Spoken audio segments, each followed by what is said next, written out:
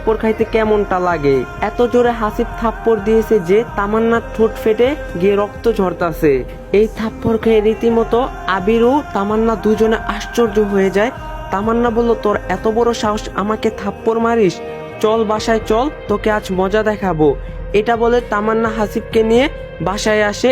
এসে বলতে থাকে যে, তখন তামান্না বলল, মা, এই কুত্তার বাচ্চা চাকর আমাকে কলেজে সবার সামনে থাপ্পড় মারছে। তখন তামান্নার মা বলল, হাসিব, এসব কি শুনতাছি? হ্যাঁ, তুমি কি সত্যি থাপ্পড় মারছো? হাসিব বলল, জি আন্টি, কারণ আপনার মেয়ে আগে আমাকে থাপ্পড় মারছে। তখন তামান্নার মা বলল, তামান্না, তুই কেন হাসিবকে থাপ্পড় দিলি বল। তামান্না বলল, ও আমাদের বাসার চাকর, তাই থাপ্পড় দিয়েছি। কে বলছে ও আমাদের বাসার চাকর? হ্যাঁ, আমি কি কখনো তোকে বলছি? তামান্না বলল, তুমি বলা না বলায় কি আসে যায়। তখন তামান্নার মা বলল, হাসিব, তুমি কি বলেছিলে তামান্নাকে, একটু বলো তো শুনি আগে। হাসিব বলল, আসলে আন্টি, হয়েছে কি, আমি যখন আপনার মেয়েকে কলেজে নিয়ে যাই, ঠিক সেই সময় একটি ছেলে এসে আপনার মেয়েকে জড়িয়ে ধরে আরো কত কি বলে। তো আমি বললাম, আপা, তোমরা কি দুজন দুজনকে ভালোবাসো? এটা আমার বলা ভুল ছিল। আর আপা বলছি কেন ম্যাডাম বললাম না, তাই আমাকে থাপ্পড় দিয়েছে। পরবর্তীতে যখন আবার থাপ্পড় দিবে, ঠিক তখন আমি আবার থাপ্পড় দিয়েছি। ও আচ্ছা, এই কাহিনী। তামান্না ছেলেটাকে আর তোকে জড়িয়ে কেন ধরলো?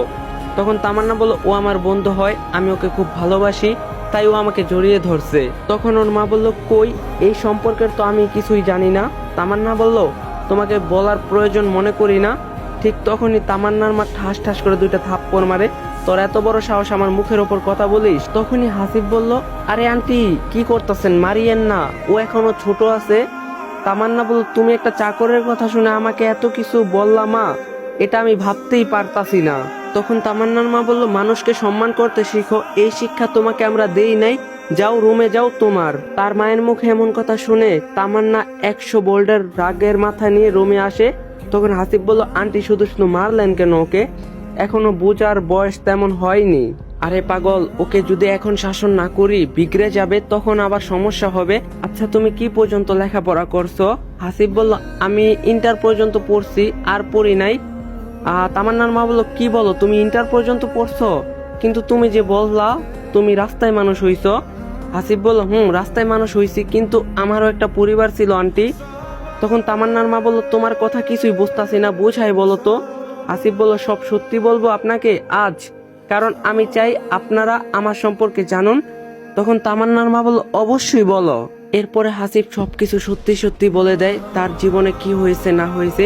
এই সব কিছু শুনে তামান্নার মা নিজেই কান্না করে দেয়। এই সব কিছু তোমার মাও বিশ্বাস করছে? হাসিব বলল, আন্টি, আমার কপালটাই খারাপ, কেন যে জন্ম নিয়েছি এই পৃথিবীতে।